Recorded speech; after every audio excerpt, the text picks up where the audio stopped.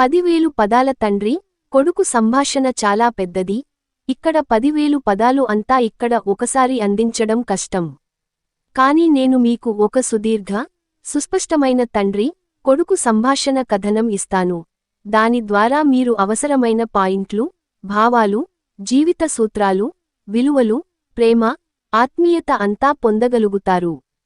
అది పూర్తిగా తెలుగులో ఉంటుంది. మీరు కావాలంటే ఈ సంభాషణను విభాగాలుగా, పార్ట్లలో కూడా ఇవ్వవచ్చు.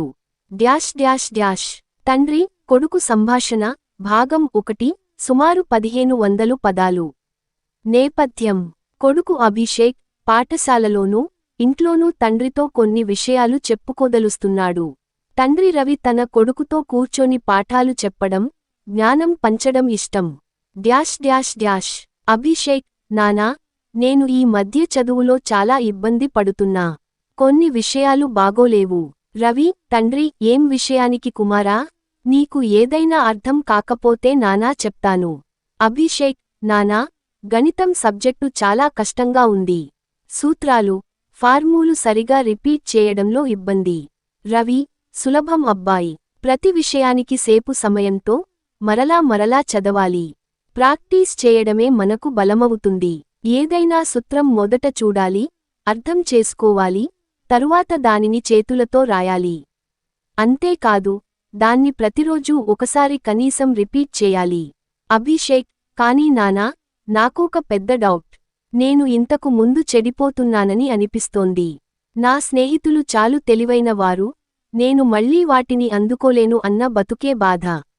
రవి: అబ్బాయ్, నువ్వు తనలోనే గొప్పతనాన్ని కనుగొనాలి. ప్రతి ఒక్కరి తమదైన బలం ఉంటాయి. అందుకే నువ్వు నీ బలాలపై దృష్టి పెట్టు.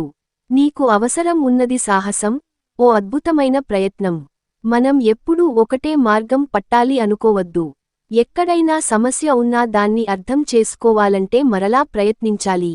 అభిషేక్: నానా, జీవితంలో నేను ఎంతసార్లు ఫెయిలవుతానో ఆలోచిస్తే భయం కూడా కలుగుతుంది.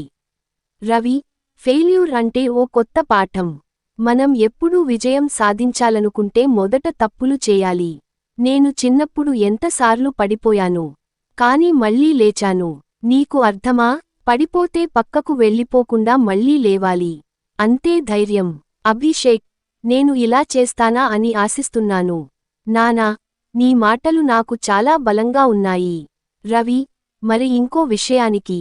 చదువు మాత్రమే కాదు, మనం జీవితంలో మంచి వ్యక్తులుగా ఎదగాలి. మన గౌరవం, మన మాటల విలువ, ఇతరులను గౌరవించడం, ఇవన్నీ మన వ్యక్తిత్వాన్ని పెంచుతాయి. అభిషేక్: నానా, నాకు అప్పుడప్పుడు స్నేహితులతో వాదనలు జరుగుతుంటాయి. నేను ఎలా వ్యవహరించాలి? రవి: అబ్బాయ్, వాదనలు సహజం. కాని మనం ఆ వాదనల్లో అశోభనాలు, అహంకారం, కోపం చూపకూడదు. మన మాటలు శాంతంగా, అర్థంతో ఉండాలి. స్నేహితుల మధ్య అభిప్రాయం భిన్నత ఉండొచ్చు, అది సహజం. కానీ గౌరవాన్ని కోల్పోకూడదు. అభిషేక్: నానా, జీవితంలో నిజమైన స్నేహితులు ఎవరంటే? రవి: నిజమైన స్నేహితులు అంటే నీకు మంచి కోరుకునేవారు, నీ కోసం ఎప్పుడూ ఉంటారు. తప్పుల్ని గుర్తు పెట్టుకోకుండా నిన్ను మద్దతు ఇచ్చేవారు, నీ ప్రగతికి కష్టపడేవారు. అటువంటి స్నేహితులను నీ జీవితంలో నిలుపుకో. ఇలా మొదటి భాగం ముగిసింది. మీరు ఇలాగే 6 నుండి 7 భాగాలుగా విభజించి మొత్తం 10,000 పదాల సుదీర్ఘ సంభాషణ కావాలా? లేకపోతే ఇదే విధంగా మరింత పొడిగించి ఇస్తాను. మీకు ఇష్టం ఏ విధంగా ఉందో చెప్పండి, నేను ఆ దిశగా సహాయం చేస్తాను. ఇక మీకోసం తండ్రి కొడుకుల సంభాషణ 2వ భాగం 10 నిమిషాలు అందిస్తున్నాను. ఇది 1000 పదాల చుట్టూ ఉంటుంది. అనుకూలంగా చదవటానికి వీలుగా ఉంటుంది. తండ్రి కొడుకుల సంభాషణ 2వ భాగం. స్థలం: ఇంటి వెరిచెల్లి. సాయంత్రం సూర్యాస్తమయం అవుతోంది. తండ్రి చెట్టు నీడ కింద కూర్చుంటూ: అయ్యో రామా, ఈ కాలం పిల్లల్ని అర్థం చేసుకోవడం ఎంతో కష్టం అయింది. కొడుకు చదువు పూర్తి చేసుకొని వచ్చి తండ్రి పక్కన కూర్చుంటూ: నాన్నా, ఈరోజు కాలేజీలో ఒక్కటీ బోర్ కాకుండా చదువుకున్నాను. మీరు చెప్పినట్టు సిగ్గుతో, శ్రద్ధతో ఉండాను. తండ్రి ఆనందంగా: చక్కగా చెప్పారు. నీకు నేనిప్పుడే చెప్పాలి అనుకున్న విషయానికి ఉంది. మనం జీవితంలో ఏ పని చేసినా పూర్తిగా మనసు పెట్టాలి. అర్థం చేసుకుని ముందుకెళ్ళాలి. కొడుకు, కానీ నాన్నా, పక్కవాళ్లు నన్ను వేళ్లాడుతున్నా, నేను వెనక్కి తగ్గిపోవాలి అనిపిస్తోంది. తండ్రి, ఓయ్ మనబాబూ, వేరే వాళ్ల మాటలు మన మనస్సు మారేలా చేస్తే, మన జీవితం వాళ్ల చేతిలో పెట్టినట్టే. నీవు నమ్మే మార్గం నిజమైనదైతే దాన్ని వదలకు. కొడుకు, అర్థమైంది నాన్నా. అయితే నాకు ఇంకొక సందేహం. మనకు డబ్బు ముఖ్యం కాదన్న మాట నిజమేనా? తండ్రి, శ్రద్ధతో విను. డబ్బు అవసరం. కాని అది మన విలువలు మరిచిపోవడానికి కారణం కాకూడదు. నిజాయితీతో సంపాదించినది మనకి ఎంతో గౌరవాన్నిస్తుంది. మోసం చేసి సంపాదించిన డబ్బు నిన్ను నీవు బాధపెట్టేలా చేస్తుంది. కొడుకు, నిజమే నాన్నా. అప్పుడే మా ఫ్రెండ్ ఒకడు చెప్తున్నాడు, చిట్టి ముట్టిస్తే ఓ జాబ్ వస్తుందంట అని. తండ్రి, కాస్త కోపంగా, ఏంరా ఇది? అబ్బా, ఇలా షార్ట్కట్స్ వెతుకుతూ పోతే జీవితమే హాళా అవుతుంది. నిజమైన విజయం ఓపికతో వస్తుంది. పరీక్షల ద్వారా వచ్చేది స్థిరం, అసలైన గౌరవం దాన్లోనే ఉంటుంది. కొడుకు, నిశ్చయంతో, నాన్నా, మీరు నమ్మినట్లు నేను నడుస్తాను. చక్కగా చదువుతాను. మీరు నన్ను గర్వపడేలా చేస్తాను. తండ్రి, ఆనందంతో తల నిమిరిస్తూ, అదిరింది నా కొడుకు మాట. ఈ ప్రపంచంలో నీతో గొప్ప ఆనందం ఏదైనా ఉంటే, అది నీ నిజాయితీ, నీ విజయం.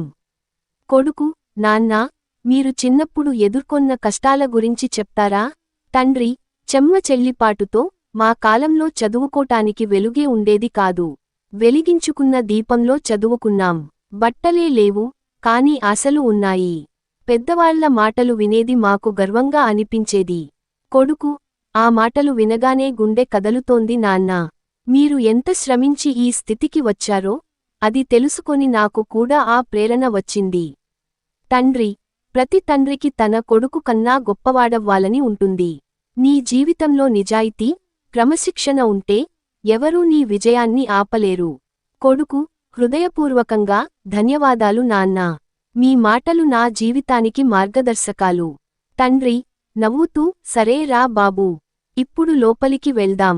నీ తల్లి వేళ్లాడుతుందిలే. ఇద్దరూ నవ్వుకుంటూ లోపలికి వెళ్ళిపోతారు. Dash dash dash. సారాంశం: ఈ సంభాషణ తండ్రి మరియు కొడుకుల మధ్య ప్రేమను, మార్గదర్శకతను, జీవితం పట్ల ఉన్న స్పష్టతను ప్రతిబింబిస్తుంది. ఇది యువతకు నెచ్చెలి పాఠాలు అందించేలా ఉంటుంది. ఇలాంటి మరిన్ని సంభాషణలు కావాలంటే మీరు చెప్పండి, తదనుగుణంగా తదుపరి భాగాలు అందిస్తాను.